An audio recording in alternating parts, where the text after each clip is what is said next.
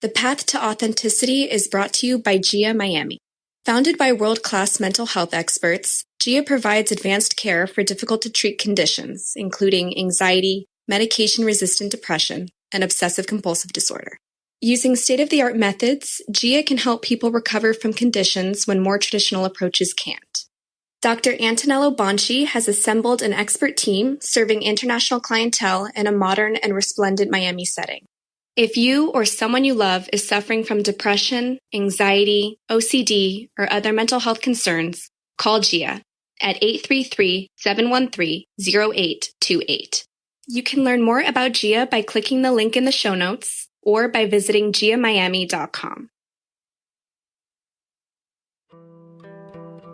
Thank you for listening to The Path to Authenticity. My name's Tom Gentry. I think of this show as the opposite of small talk. You'll hear real conversations with real people who know who they are.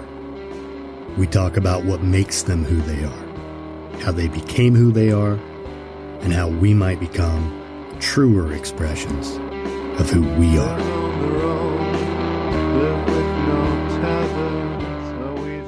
I'm Noam Raucher, and this is The Path to Authenticity.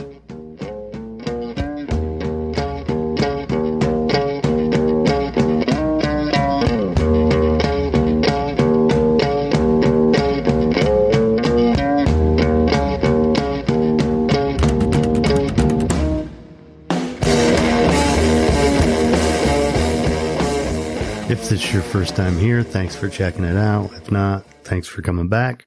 I'm Tom Gentry, and this is The Path to Authenticity, episode 195 for Tuesday, October 4th, 2022. This episode was recorded live on Clubhouse. It's a conversation with a rabbi and divorce coach named Noam Raucher. He's someone I've wanted to talk to for quite a long time. Great conversation. Noam works in Southern California. We talk about all sorts of stuff. We talk about divorce. We talk a lot about manhood. And I think you're going to enjoy it. So there you go. Noam Raucher.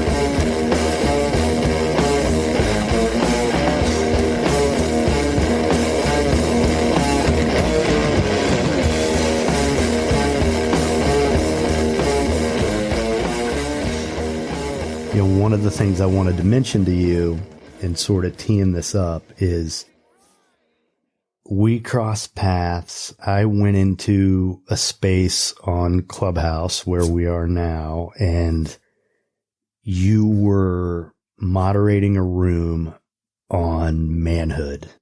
And it was, as it relates to a man's emotional experience.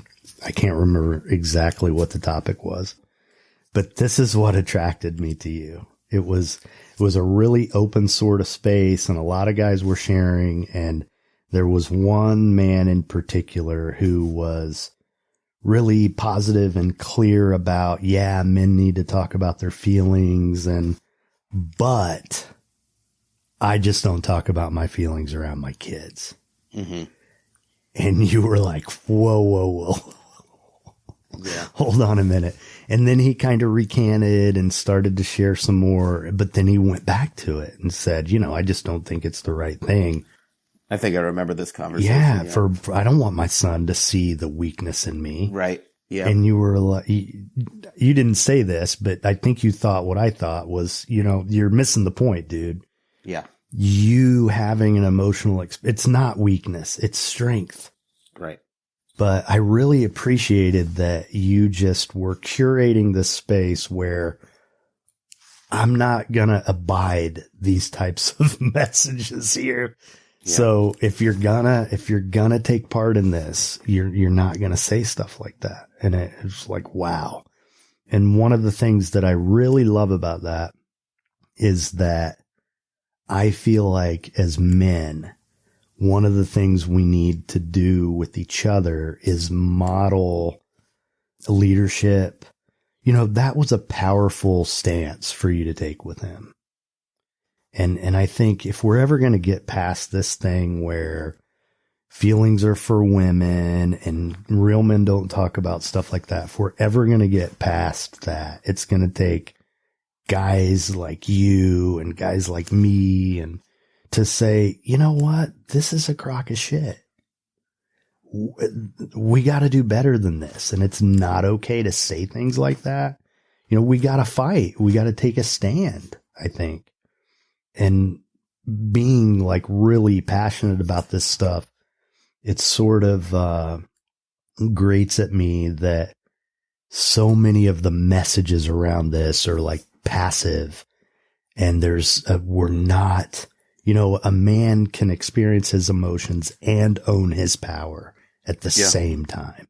And we got to get that across, There's no question about it. And if I remember that conversation clearly enough, I think I remember bringing up Obama's example of, and this isn't to get political or anything like that, but Obama's example of when he spoke to the nation after the Sandy Hook shooting, and how he was visibly broken up and he was tearing up in front of everyone, and how that was a really powerful statement in and of itself to see, the leader of the free world who was supposed to project this constant image of strength, pragmatism, confidence, and also resolve be broken by something like that. And to know that there was real vulnerability in that image, I thought was really powerful and really beautiful, and taught me a lot about leadership in that moment. And is also reflected in my own leadership as a parent. And I think in that conversation that we were having in that room and with that man, it was very much of, let's get clear about this, that, crying and emoting in front of your children, in ways that aren't overwhelming, right? You don't want to lose complete control and create chaos, but to feel those things openly and to be okay with those things and to share those things, right, is exactly what it is. Like you said, it's a strength. It's not a weakness. And all the more so what you're doing is really providing tools to your children so that they know how to do those things, so that they know that their emotions okay. And I say this specifically for boys because there's still an environment by which we say that, emotions are not okay. And I think this primarily happens within their peer groups, right? And certainly from certain pop culture influences, and other messages they're getting from society. But to tell them that it's okay to use these tools to process experiences, to share of who you are, to connect with other people in that way, and to try to make meaning of the experience in and of itself, and to know where you stand in those things is really crucial to their development simply as human beings. Forget about as men, but as human beings, right? Being able to be in touch with the world in that way is crucial. It's absolutely crucial. And so I remember that conversation, and how frustrating it was, but also wanting to encourage other people to share. And even more so than just saying, we're not going to have those messages here, but as a way of saying, look at what you're saying. Do you hear yourself? Right. And does that really add up? Right. To what you really believe or what you really experience? Yeah. And so much of this, this whole thing with the taboo of emotions for men in our culture, what it really amounts to is that as men, until we sort of are taught, or for me, and I think most guys, until you're broken in some way and have to reckon with this, what we do is pretend that we don't have emotions. We're indoctrinated and trained to pretend that they don't exist. Yeah. And what's great about that example with President Obama, which I was like cheering when I saw that, was that that's actually the appropriate emotional response to a schoolroom of children getting shot. Yeah. And his frustration over, we're not doing anything about this. We're not, and just, it's one of the things that's really sad because we become so callous about, this isn't about guns. It's about protecting human life. Exactly. That's what it is. Right. And, and for him to model that for everyone. Right. That is powerful.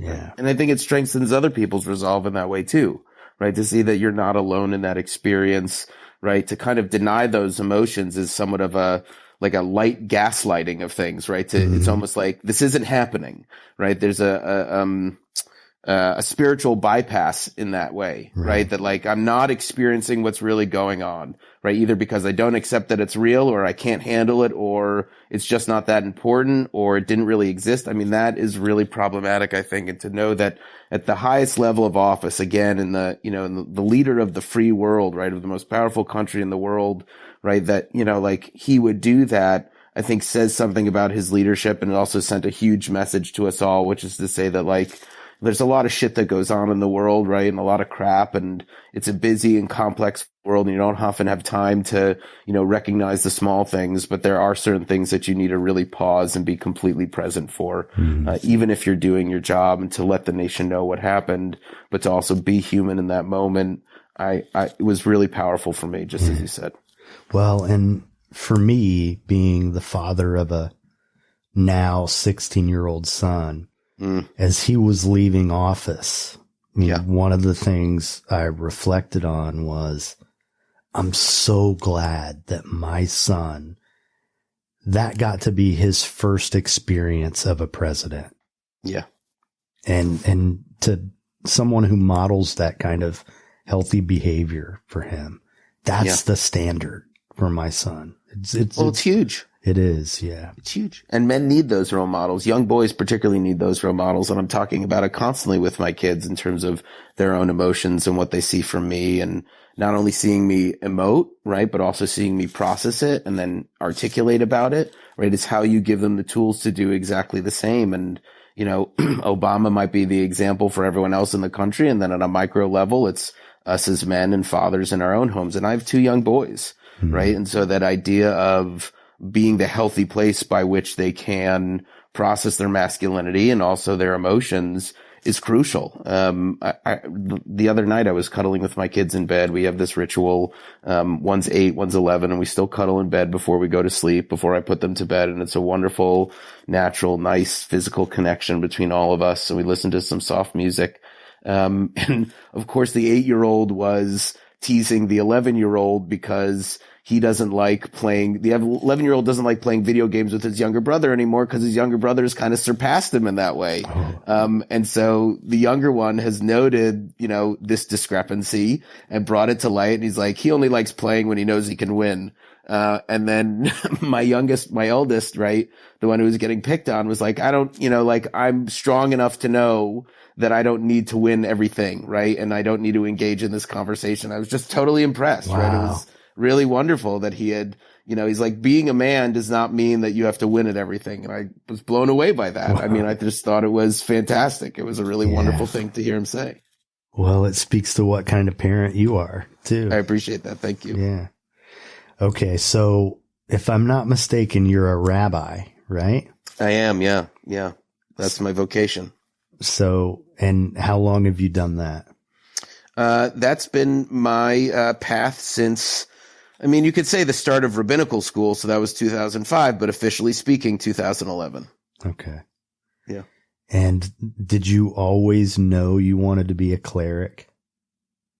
No. I was just talking about this with a friend that, when I went to college, I was very much focused on psychology and very much interested in philosophy. And so, that was the path that I was on. I was, a psych major in college, also Judaic studies, cause that just interested me. And so, I was on that path, and it wasn't until senior year, after talking with a bunch of friends, a couple of whom had decided to become rabbis themselves, that, that's what I wanted to do, or at least I was interested in it. And so I took some time off post college. I took 3 years off, and I worked for the Jewish community at UCSD for a little bit doing student outreach, and then took another 2 years and moved back home to Connecticut after dating a woman who wanted to move back east, and that relationship ended, and started working as a counselor at the Yale Psychiatric Hospital, and did some of the most amazing and meaningful work in my life.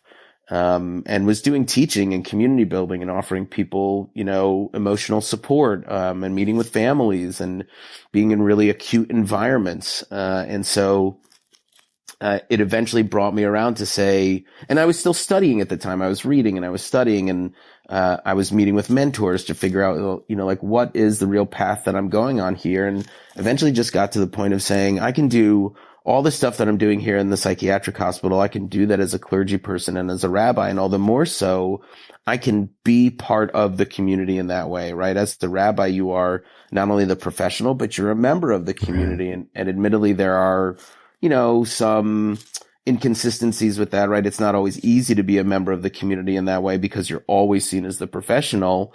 But at the same time, it was a matter of saying, I want to remove part of that boundary that psychiatrists and psychologists often have with their patients, that you end the session, then it's over. I wanted more than that. And the ironic thing is now is that I very much want those boundaries back, right? Which is why I don't do pulpit work anymore. I did that for 10 years. It was really meaningful. I learned a lot. I grew in amazing ways, but it was also unhealthy in a lot of ways. And so that's taken a back seat. I teach now full time. And I do coaching as well, right? As a spiritual coach and as a divorce coach. And the rabbi stuff helps, inform that tremendously. Right. The skills in active listening and the skills in pastoral care and the skills of using text and stories and legends as a tool for reflection for people has been one that's been immensely productive in my approach and path as a coach and spiritual guide as well. So, yeah. So is the divorce coaching relatively new to you? Yeah, I mean, that's in the last 2 years, certainly inspired by my own divorce and wanting to figure out a way that I could make the most of it and process it too and know where I really stood in the whole divorce process. And it's been a wonderful tool for connecting with people and offering them guidance. And so I went through the pandemic, lost my job. I was the executive director of a small independent startup nonprofit. And, pandemic comes, recession hits, and the money dries up and, place closes down. And so I thought, what am I going to do with my time for passive income in some way? And did, rabbinic stuff, taught classes, offered counseling, did a lot of funerals, did some weddings too. And that was really, helpful, but then wanted to do learning along the way. And a friend said, why don't you think about divorce coaching? And I had never heard of it and looked it up and found a great program, met some fantastic people, really enjoyed the learning, realized at that point how much it spoke to, the experience of death and grief, and life transitions and transformation was really wonderful. I'd never thought about it in that way. And it became a great vessel for which I could pour a lot of wisdom and insight to. So I've loved it and it's helped me grow in tremendous ways. So did you study the curriculum? I think the name of it's a husband and wife in Tampa. Peggotty Cooper is, I think, her name. Yeah. Peggotty Cooper. She's the main educator. I forget her husband's name. Maybe Alan or something like that. I kind of feel bad that I don't remember, but I should have done better research on that too, or at least I should remember. But he, to be honest, takes more of an administrative role. There'll be times he'll chime in the classes, but Peggotty is really the main educator as far as I can recall. Or maybe she just does one of the particular schedules. But she was my primary educator. Yeah, I was certified divorce coaching, I believe, through the International Coaching Federation, or Federation of Coaches, whichever way it goes. And it's a fantastic program. I mean, just meeting everyone else along the way was wonderful. I mean, it was a lot like Clubhouse in that way, right? It was, a room full of like-minded individuals or people who were interested in that particular topic, talking for, a couple hours on certain days of the week and, finding like-mindedness and kinship with one another. And that was fantastic. I'm still in touch with many of those people, just like I'm in touch with many of the people I met on Clubhouse, even if I'm not on Clubhouse that often. Yeah. I was divorced in 2013 and within a couple years, one of my very good friends from high school who I'd remained close to, she went through a divorce. Mm-hmm.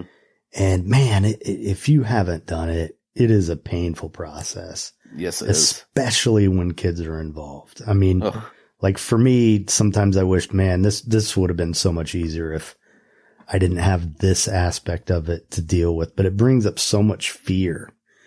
Am I going to lose my kids? What's he going to think of me? All just every button you got. Anyway, but she leaned on me a lot and we talked a lot. I had been through some of these things before, I could say, no, this is what you need to do. And so anyway, at one point she said to me, you're kind of like my divorce coach. And a couple weeks later, she sent me a link to a New York Times article about that program that you went through. I'd never heard of it. And so it was at a time in my life when I was making a transition, and I actually kind of took the leap from having full-time bona fide employment to becoming an independent contractor.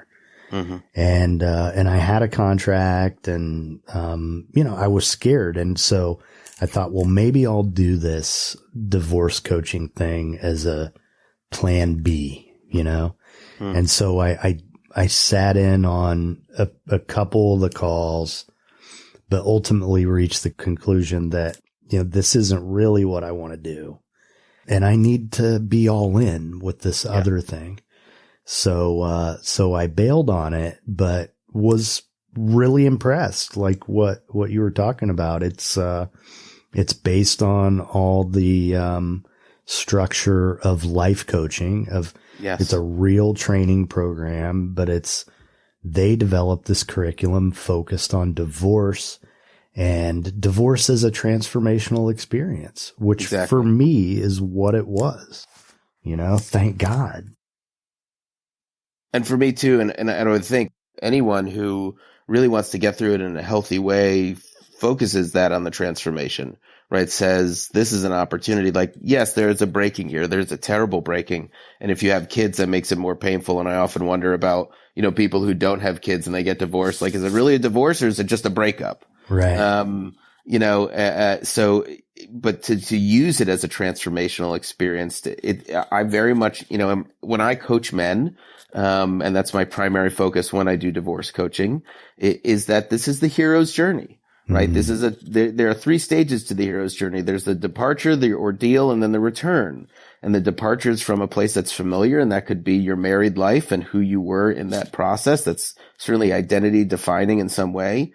And then the ordeal is that whole experience of divorce, right? From the moment you hear the words, to signing the papers and working everything out, and then starting your new life in a new place, right? With a new routine and figuring out who you are. I mean, that can all really be an ordeal, an abyss, right? As Campbell points out in the highlights of Greek culture and Greek mythology, right? That you go down into something and you try to explore it as much as you can, and maybe you come out different. Maybe you leave with a limp, right? You come back with a beard, right? You've gone up on a mountain and you've spoken to the wise sage, but either way, on the return, right, you now have this wisdom to bring with you because you've seen yourself in a different light, and you've learned different things about yourself.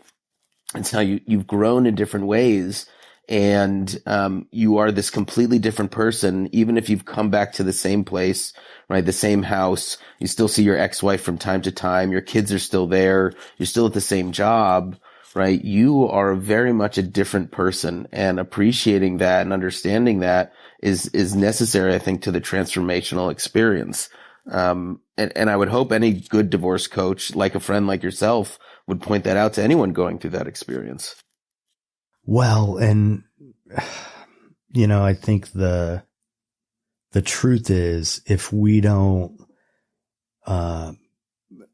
use it as a transformational experience, we're doomed to repeat the experience. It happens a lot. And, I was having a conversation earlier about codependency with a friend of mine, and talking about how, it's about the relationship with self. It's not about the relationships with others, because I can say, well, I need a wife who's not like the last wife. Yeah. But if I don't change anything, right, I'm going to bring the same, way of being into that relationship, and I'm going to ultimately create the same reality.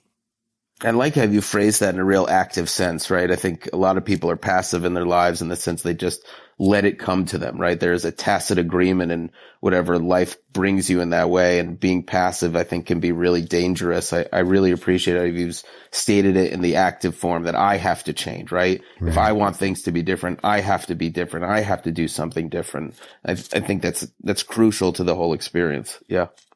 Well, it's interesting that you mentioned that, because for me, through my divorce, and I've talked about this a little bit on the podcast, the guys who know me, hear me talk about Robert Bly, who wrote Iron John.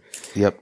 And I was married to a therapist, first of all, and I'm an addictions counselor. So we live in that world, and we had been through a succession of different therapists. And,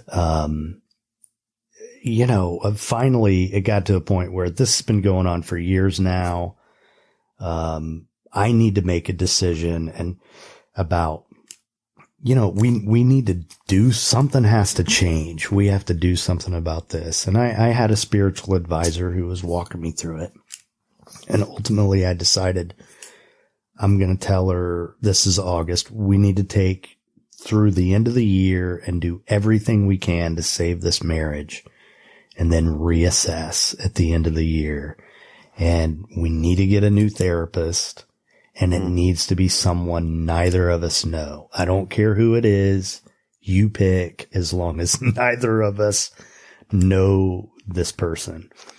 And she found, for the first time, a religious counselor who was a male, and he knew Robert Bly.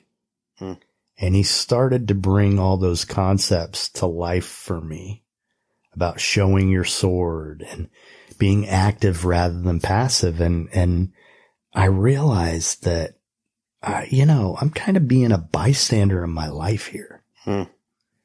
I'm not showing up. I'm not making decisions. It's always whatever you want. I'll go along with whatever, that's how I lived. Cause ultimately I came to learn I was just trying to prevent abandonment. If I'm too much, she might leave. And that's what I had always done. But that passive energy, repels. As men, that repels our partners. What's attractive is the active, decisive energy,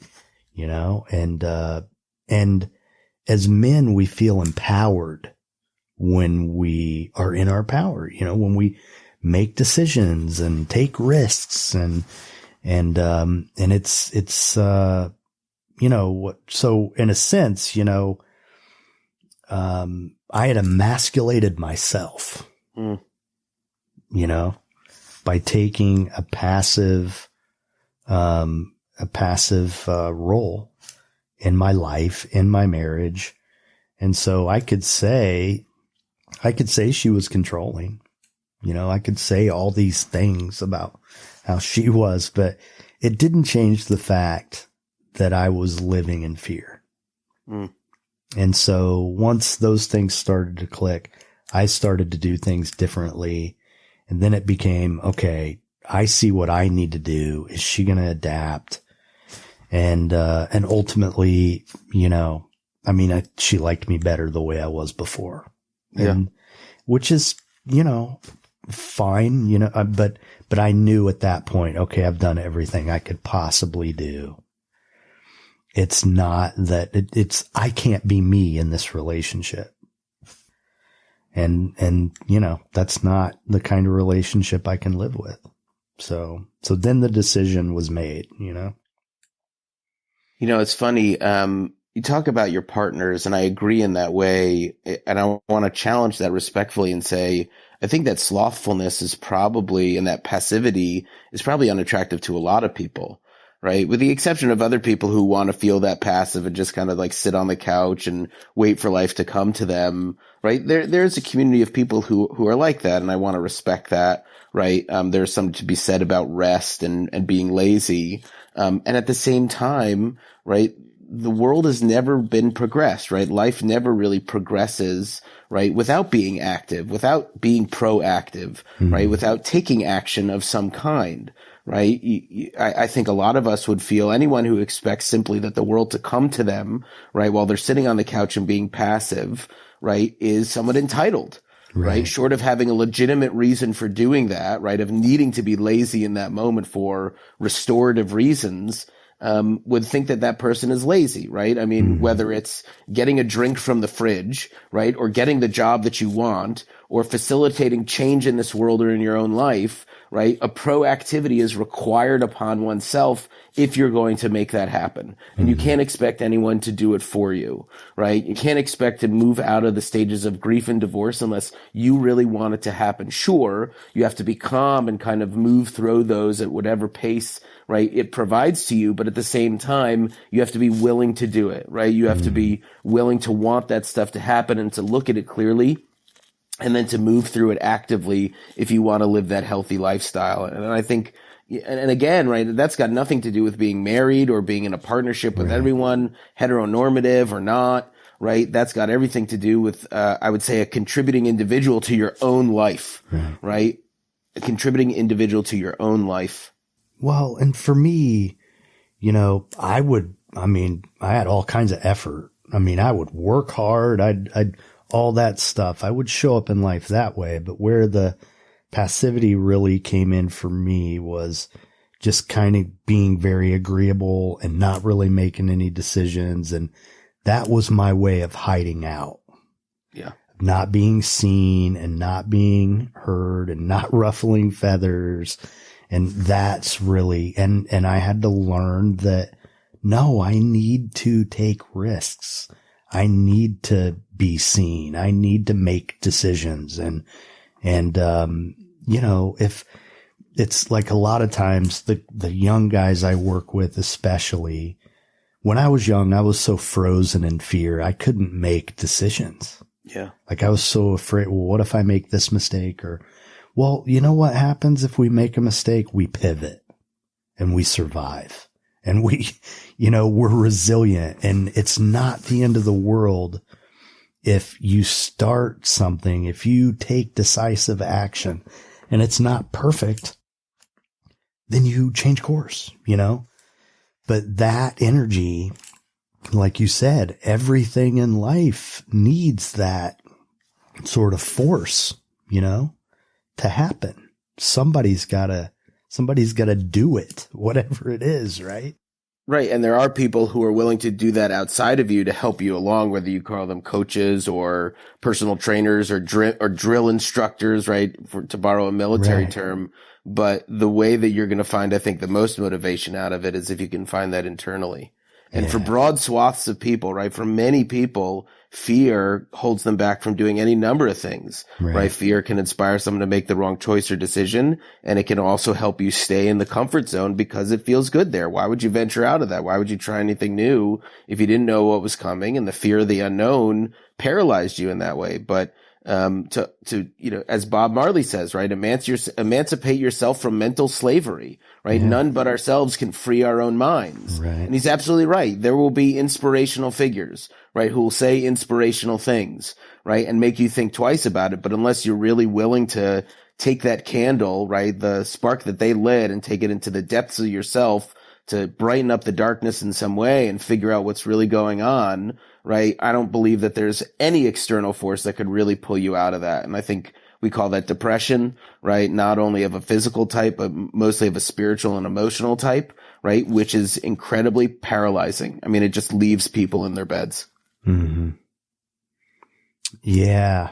Yeah. And then, I don't know, for me, that staying in that comfort zone because it's easy and predictable and I don't have to experience the fear of the unknown,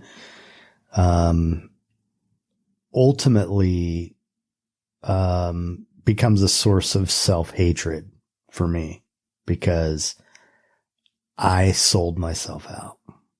I didn't. How do you mean? I chose not to believe in myself and to succumb to the fear of, and this is, part of what I experienced as a young adult. There were things I wanted to do, and, the people around me were saying, no, don't write. How are you going to make a living doing that? Everybody always needs a plumber, How about be a carpenter? And really what it was their fear. They were projecting onto me, and I took it on, and I sold myself out. And for me, what that turned into is I nearly drank myself to death. By the time I was 23, it was an existential crisis. That's how it manifested in my life. And that was my, what were the 3 phases of the hero's journey the descent or the ordeal? Yeah, descent or departure, and then the ordeal or the abyss, and then the return. Yeah. Yeah. So that ultimately for me was, the crisis that led to this major life shift where, personal development, spiritual development became really, took a front seat in my life. And that has worked. So I've stuck with it, I reached the conclusion that I always have to be trying to be better in some way. I need to be growing, and sort of accepted that that's the way of life that I have to live, or else I just kind of can't be okay. Growth is huge, and it can come from any number of things. I mean, you can put yourself through physical activity and go to the gym and see your body change, and you can spiritually grow in that way. I've always found that, getting involved in physical things helps me get through emotional or spiritual things better. There's something about my body telling me that I can, that also reminds me that spiritually I can do something as well. It can come from taking on new hobbies. And it can come from reading new books, and it can come from engaging in, challenging conversations that, really kind of, just challenge your normative path of thinking. There's any number of avenues for it if you're willing simply to open the door. Yeah. But I think the ultimate destination, the objective is like you were talking about. I mean, the goal of therapy should be to not need a therapist. Right. I would agree. Yeah, I would agree. So for me, like what I ultimately concluded, being in mutual support situations for my entire adult life and having spiritual guides and, and all this personal growth is that I need to trust myself. I need to listen to my heart. I need to trust my intuition. And I need to exercise the courage to actually carry those things out. And I need to be not so concerned about what other people think. And this really, the big way I learned this was in relationships, because everybody has opinions about how you ought to conduct them, and for the most part, most of us aren't very good at romance. We're not great at relationships in our culture. So I kind of decided, well, I'm going to stop talking to my friends about this kind of stuff. It's either going to be somebody I pay or somebody I ask because they have something I want, Yeah. I actually want their feedback. And I had to learn to stop talking to people who, were gonna, discourage me from my aspirations or shoot holes in my plans or, and just kind of lean towards the people who I knew were going to encourage me and believe in me and be positive about it. And, that was a huge lesson for me. So I'm wondering, there's got to be a book, right? You working on a book? Oh God, this is like my biggest challenge. I can't even read books. I switched to Audible because it's just so much easier for me. And admittedly, that's a little bit of a fear of mine, is taking on a challenge in terms of writing a book. And would I even be happy with what I wrote? Would other people be happy with it? And I'm trying to overcome it, but I've found my voice more, in podcasting, right? That's the book that I'm writing. And so, I have a couple of different podcasts out there of various interests of mine. I have, the Jewish Divorce Project, which got started over the pandemic with someone I met on Bumble, actually, who lives in Florida. She's a therapist, and we've got over 50 episodes out there now. Wow. And it's been fantastic. Well, okay, what part of Florida? I have to ask. Oh, I'm not entirely sure. I just know she's in Florida, and that's like a different world. Well, I grew up in Indiana and then was sent to South Florida by my family to go to rehab when I was 23. And I spent the next 25 years there and just moved back home after losing my mom about 6 months ago. So, I'm sorry to hear that. So yeah, that was the circle I was running in, South Florida, the therapeutic community there. So, but anyway, yeah. So, I'm sorry to hear about your mom, and I certainly hope that her memory is a blessing for you, and that you've taken her wisdom to heart. And so, yeah, the Jewish Divorce Project is one of them. I have another one that I've been working on for a couple of years, which is a very slow burn, only because sometimes it's difficult to get guests. And, that was the first podcast I ever started as a hobby, which is called Jews with Tattoos. There's a interesting cultural phenomenon about, Jews being discouraged from getting tattoos primarily from their parents. Cause, as the story goes, you won't be allowed to be buried in a Jewish cemetery. And of course, that's not true. I've buried plenty of Jews in Jewish cemeteries who have had body tattoos. And I've found it's a wonderful way for people to share their spiritual development and important life issues, because, your skin is a valuable real estate. And so if you're going to put something on it, what's the expression behind it and why? And so the stories that I've gleaned and the messages and the wisdom that I've gleaned from those conversations has been, just invaluable.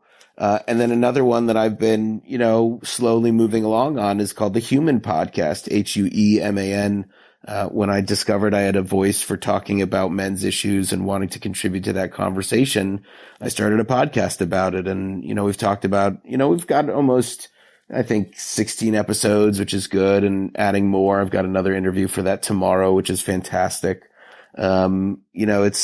It's been a good vessel, and admittedly all these things take time, right? And to really put it together in a way that you think is thought provoking and engaging to people, is a little bit of a challenge, particularly when you're doing it on your own. But, working with other people in those efforts has been, really fruitful. And so I've enjoyed every minute of it. And again, these seem to be my vehicles for putting stuff together, but I still feel that creative itch to write. I think part of it is kind of like, what do I write and what do I want to write? And, right, how does it sound and how do I develop my voice in that way? And maybe I'm on the cusp of it, especially since you've said something now, but, I'm interested in checking it out a little bit more, admittedly. Yeah. Well, it's something I've agonized over through the years. And, I had a great journalism teacher in high school. So high school newspaper, all that stuff. It was like an award-winning program. And then, ended up writing for a couple local newspapers covering sports. And, I've always written, but, and then going through this transformation of recovery, and there was always kind of, okay, well, there's a book, but I don't know what it is yet. And I knew I didn't want it to be, my story of recovery from alcoholism, because, I'm a journalist. I'm always looking for a different angle. I want it to, stand out and be different, and kind of shamed myself for a lot of years for not having written a book yet. And then I realized, around the time I was going through a divorce and starting to heal from that and, really deal with my family of origin issues, the book I want to write, the guy who was 25 couldn't have written it. And, I needed to experience everything I've experienced in order to write the book that I want to write. And so then I just kind of gave myself permission to not put pressure on myself anymore and let it come to me. And eventually it did. And I have one book proposal out, that I did a couple years ago, and I'm in the middle of a manuscript right now, and it's about this stuff, the men's issues stuff.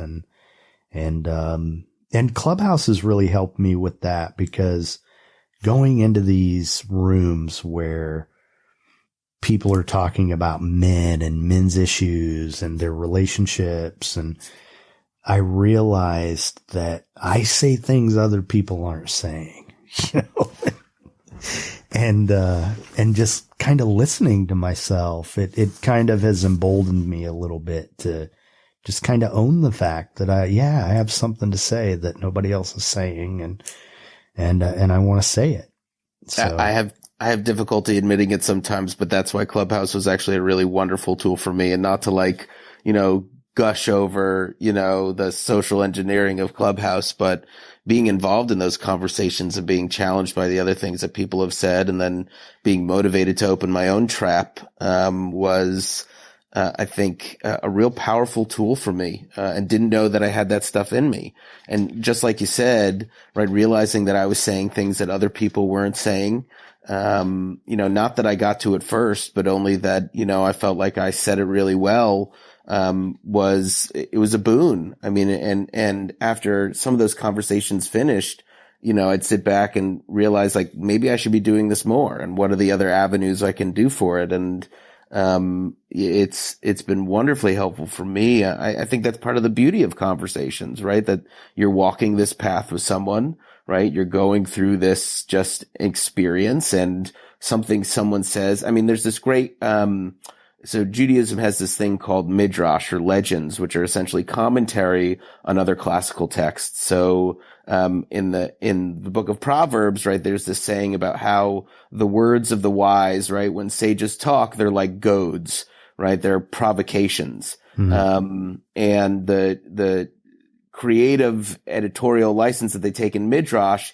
is that they take that word, kedar banot, which is goads, right? The Hebrew word is kedar banot, and it means goads, provocations. And they say it actually sounds like the word kadur shel banot, right? And if you listen to that carefully, it really does. Kadur shel banot is really the ball of children or of girls, right? And the idea is that, like, they take these ideas and they pass them back and forth between one another. They toss them like a ball. And there's a wonderful idea of getting to a deeper level of truth with someone in a conversation in that way, and not necessarily needing to be right, but being willing enough to be challenged, mm-hmm. right? And to say, like, there's another thing here that we can explore, right? It doesn't end with this thing, but continues on with this thing. And we're not seeking to see who's right. We're just really seeking to see how far we can throw the ball, right? And how good we can make this game of catch, and how deep we can go into this conversation, into this idea that's, I think, beneficial for everyone involved.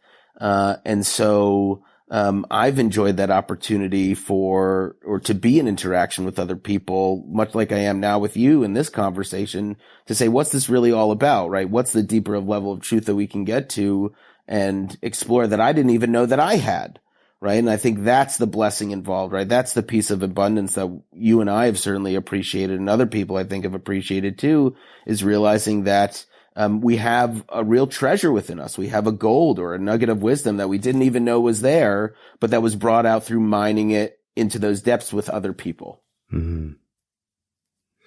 Yeah. Yeah. And, a couple things come to mind for me hearing you say that. And one, that our wounds are sacred.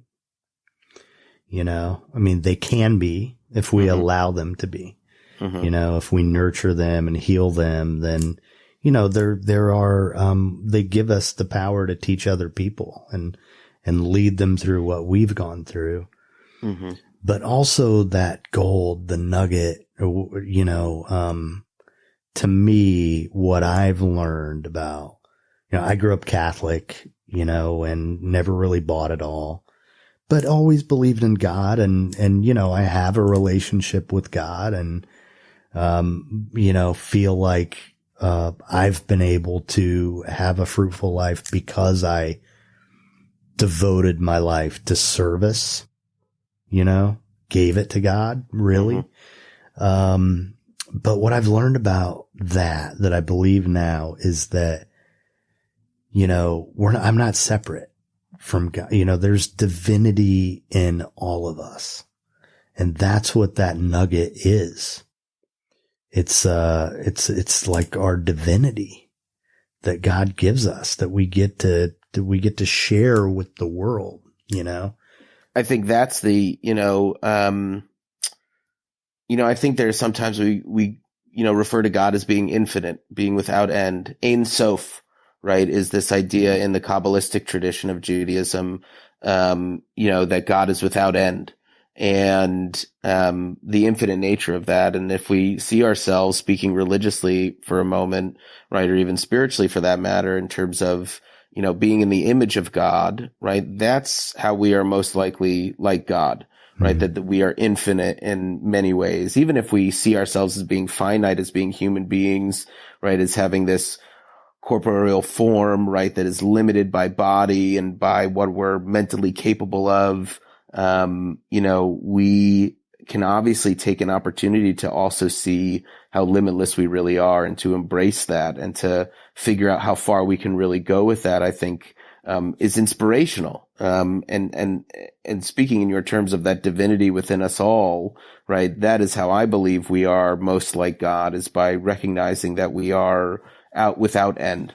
And being willing to explore that, I think takes a lot of courage and bravery, right? And to put the fear aside, or at least maybe keep it with you, so that you're not just kind of going at this chaotically, but at the same time embracing that limitlessness of ourselves, and seeing the limitless potential that we all have, could offer great benefit to people if they're willing to do so. Yeah. Whew. Man, it's been great. This has been fantastic. Thank you. Yeah. I could go on and on and on. A lovely Saturday morning conversation. Or afternoon if you're on the East Coast like me. Or, right. I'm actually in what a lot of people refer to as flyover country. So looking back on, your life, which, I'd love to have you come back sometime and talk more. I mean, that would be wonderful. Yeah. When was a time when the younger Noam needed some direction or advice? When was he most in need of that?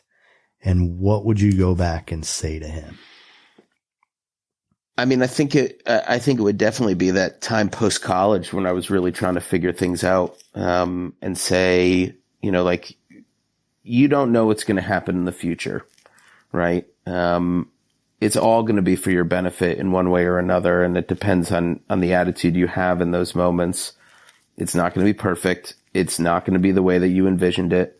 But you have to be willing to embrace it and know that there's a larger meaning to all of it, and to know that there are things that you can learn from it. And to an extent, go with the flow, right? But be deliberate about your choices and think carefully about them. Try to think as far as you can about those choices and make informed decisions in that way. Speak to people who you trust, study as much as you can, do research as well, and think carefully about those decisions and make informed ones. So do you think you've done all those things for the most part? Yes and no. Yes and no. There are times where I'm dissatisfied with being a rabbi. I feel like that's been limiting to me in some ways. And then there are other times where, I feel like it's been really beneficial to me, that it's something I can naturally speak to, and it's helped inform other practices in my life. And yet it hasn't been an easy road, and not that it should be an easy road. I feel like there have been times it's been rockier than others, and those I haven't enjoyed, admittedly. And there's nothing to say that you have to enjoy the road as you're on it. Right. You have to be willing to find meaning in it. But what I would have wanted was, something that was a little bit smoother along the way. And the same is true for relationships, right? I don't think any of us goes into marriage thinking like, yeah, I'll get divorced, right? If there was some way I could have avoided that pain, right, and avoided the pain of my children, I would have done that. But there was very little I could do about that. And maybe I should have thought much more carefully about my partner. Maybe I should have done more inner research to myself to say, are you really ready for marriage and to embark on this stage in your life? And how do you see this all really working out? Because I take responsibility for the pain that I caused in my marriage and my relationship, and how I wasn't ready for the certain elements of those things, and how much I didn't know about myself either, and what I was really capable of. So yes, there have been times where I was capable of thinking clearly about it without really knowing the path ahead. But could I have done more research and introspection, and could I have thought more carefully about it and made far greater informed decisions? Absolutely, I think. And would I trade where I am now for anything different? I don't know necessarily, right? Now feels pretty good. So in many ways I'm grateful for it, but could I have tweaked it a little bit with that advice? Yes, I think so.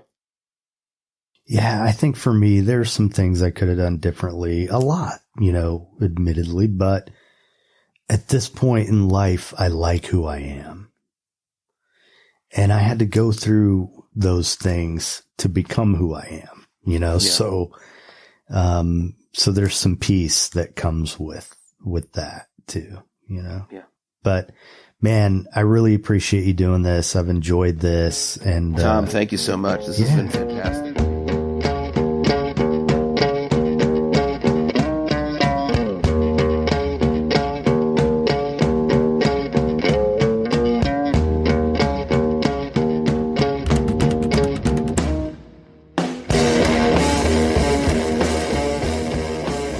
All right, there you go. Another episode in the books. Thanks for listening. You can learn more about the show and this episode's guest at thepathtooauthenticity.com. If you enjoyed this episode, please share it with someone. Leave us a review on Apple Podcasts or wherever you listen. Every little bit helps. I want to thank the band Punk Rock Opera, whose music you hear throughout the show. Their songs are used with permission from the artist and under a Creative Commons license. If you're so inclined, check out the Patreon community. As soon as I do these interviews, I upload them to Patreon, where the content is only available to patrons, and for just a couple bucks a month. I usually post audio content there, exclusive audio content, probably 8 times a month, if not more.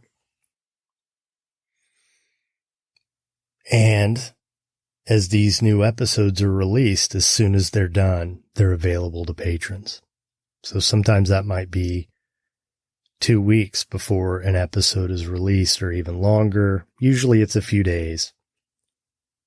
Anyway, if you want to support the show, that's a great way to do it. So thanks again for investing your time. It's a big deal to me. Thank you for supporting me and supporting the show. I hope you keep coming back.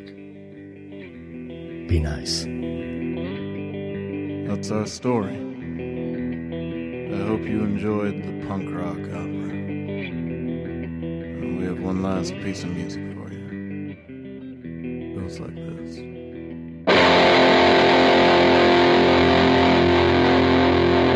Okay, go.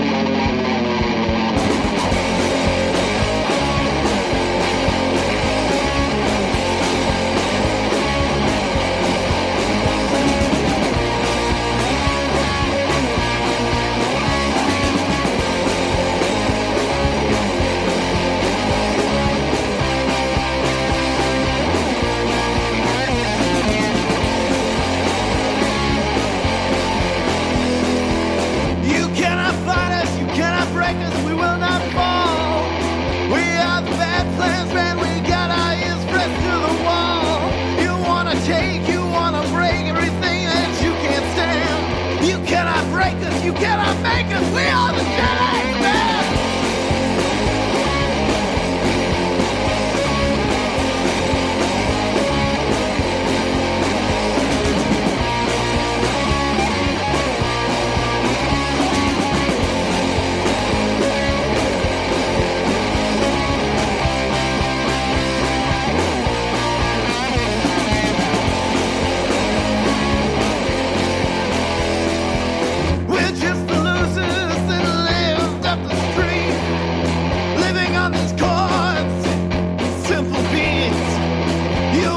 Cheat, you wanna stop, you wanna tear us down. We are the bad plans, man, we got our roots stuck in the ground.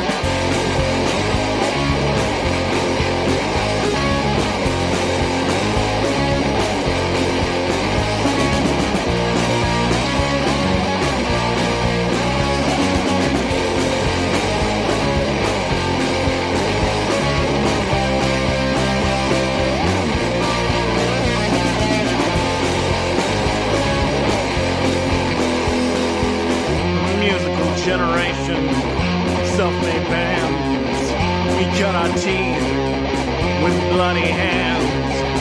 The rage has instilled in us, can feed a crowd, give them a rush.